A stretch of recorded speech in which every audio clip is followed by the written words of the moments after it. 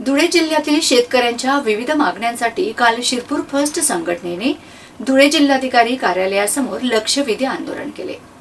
गळ्यात दोरीचा फास टाकून बळीराजाची दैनावस्था या आंदोलनाच्या माध्यमातून मांडण्यात आली। तसेच पोतराज बनून प्रशासनावर आसूड ओढण्यात आले। यावेळी संघटनेतर्फे जिल्हाधिकाऱ्यांना निवेदन देण्यात आले। त्यात म्हटले आहे की जिल्ह्यातील शेतकरी मोठ्या प्रमाणावर शेतीवर अवलंबून आहेत।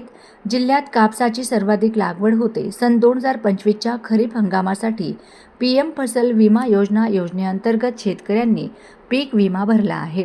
मात्र नवीन वर्ष सुरू होऊनही शेतकरी पीक विम्याच्या लाभापासून वंचित आहेत।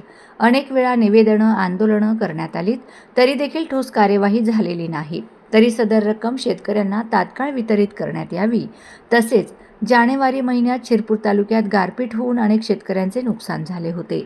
शासनाने नुकसान भरपाईचा निधी मंजूर केला असतानाही शेतकऱ्यांच्या बँक खात्यात सदर रक्कम जमा झालेली नाही।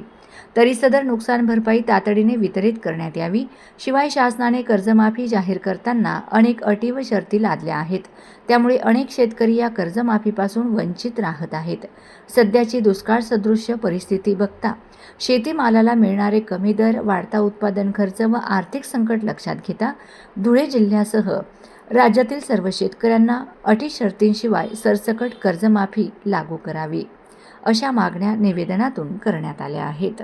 राज्यभरामध्ये शेतकऱ्यांना सरसकट कर्जमाफी मिळावी यासाठी आंदोलन आणि निवेदने दिले जात आहे। अनेक अटी शर्ती राज्य सरकारने घोषित केलेल्या कर्जमाफीमध्ये आहे। त्यानंतर बघितलं तर धुळे जिल्ह्यात नुकताच पीएम फसल योजनेअंतर्गत येणारा पीक विमा घोषित करण्यात आला, परंतु जिल्ह्याचा प्रमुख पीक असलेला कापूस याचा पीक विमा अजून देखील खरीपचा 2025च्या हंगामाचा पीक विमा शेतकऱ्यांना मिळालेला नाही। नवीन वर्ष चालू झालं, पेरणी चालू झाली, परंतु अजून देखील शेतकऱ्यांना त्या हक्काचा पीक विमा मिळालेला नाही। वारंवार प्रशासनाला निवेदने देऊन आंदोलने करून देखील काही झालं नाही। म्हणून आज आमच्या वतीने, शेतकऱ्यांच्या वतीने आज या जुलमी प्रशासनावरती आणि जुलमी शासनावरती आसूड ओढण्याचं काम शेतकऱ्यांनी केलेलं आहे। आणि जर का येत्या 7 दिवसामध्ये या धुळे जिल्ह्यातील शेतकऱ्यांचा हक्काचा पीक विमा जर का वेळेवर मिळाला नाही तर या प्रशासनाला शेतकऱ्यांच्या मोठ्या उद्रेकाच्या सामोरे जावं लागेल।